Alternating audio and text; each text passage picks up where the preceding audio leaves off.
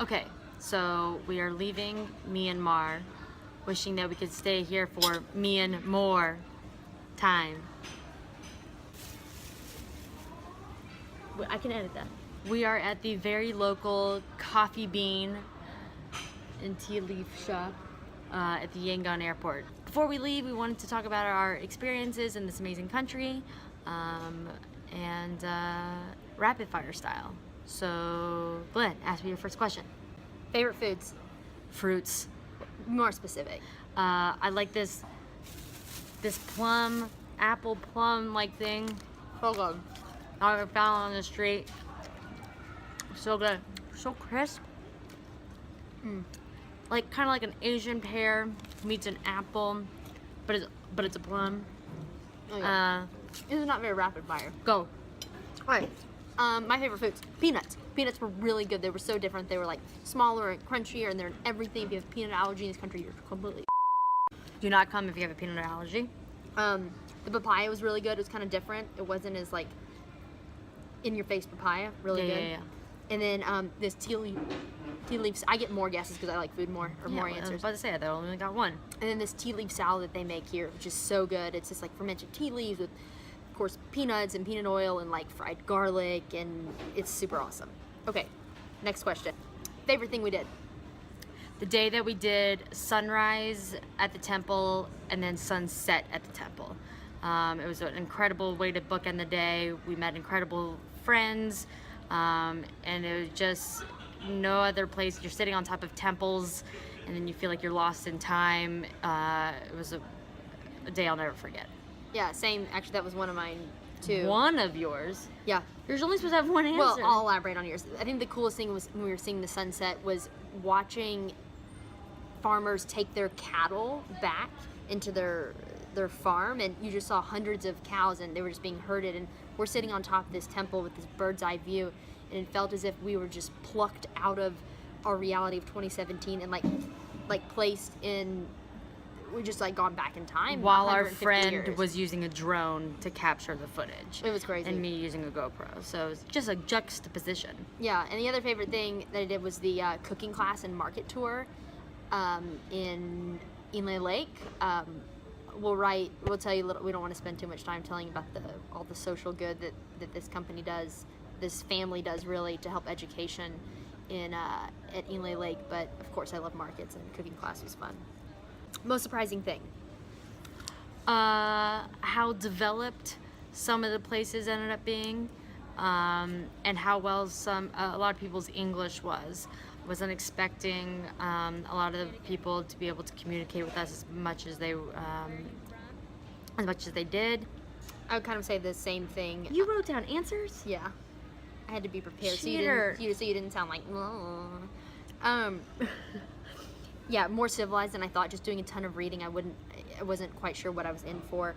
But then there were places where we saw people bathing in the lake, and it was just doing everything in the lake, washing dishes, bathing, brushing their teeth, completely eye-opening. But the other thing I didn't expect is that people were so friendly. A lot of people, especially right now, don't like Americans, but kids especially, were waving at us all the time, saying hi. Everyone was super friendly. Favorite cultural practice? I also like all the men wearing the longis, which are basically these like long skirts. When we first got here, and I was like, why are all these guys wearing skirts? But it's a way of keeping cool.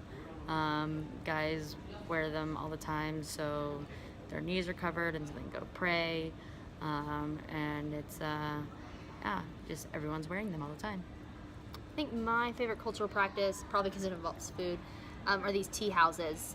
And in doing research, I understood that the tea houses were a place where people kind of secretly talked about politics when the country was under dictator rule. But these tea shops, people go... Militant rule. People go to these tea shops, and we can talk about the tea later and how it's totally different. They just put a shit ton of condensed milk and sugar in it. But people sit there all day, and they have like TVs on and like watching the weirdest stuff, but people just sit and congregate, and it's very much of a social thing. They really like The Rock and Vin Diesel and Bruce Willis films. Don't look at my answers. I'm not. Biggest laugh. Oy, oy, oy. I definitely has to do with the e-bikes in Bagan. We drove around on these things called e-bikes, which are not mopeds, but they're not motorcycles, but they're electric bikes.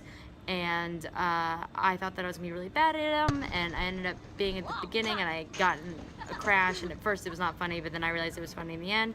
But then Glenn thought that she was gonna be super good on them, and then she ended up crashing us because I ended up being on the back of her bike for a few trips. And Why'd you have to be on the back of my bike? So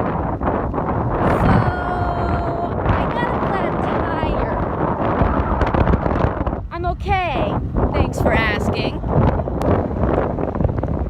I'm driving, as always, the chauffeur. So now I'm on the back of her bike, and we just abandoned the other one. The really mean people at the bike shop are gonna be really not happy. And the mean people are all of 9 years old, by the way. Yeah, this girl is vicious. She's like 9 or 10. Like, you pay? I'm like, yeah. She runs this place. So then I was on the back of her bike, and then she ran us in. We just like lost our balance on the sand and fell, and then she ran us into a thorny bush. We were okay.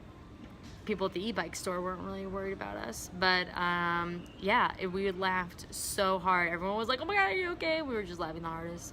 It was really fun. That was actually my biggest laugh as well when we crashed.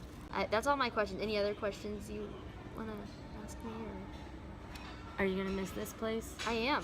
I had no idea what to expect, and it's hard to put it in comparison with other places because it's our first stop. But I'm really gonna miss it. Yeah. The people were so nice. I felt so safe.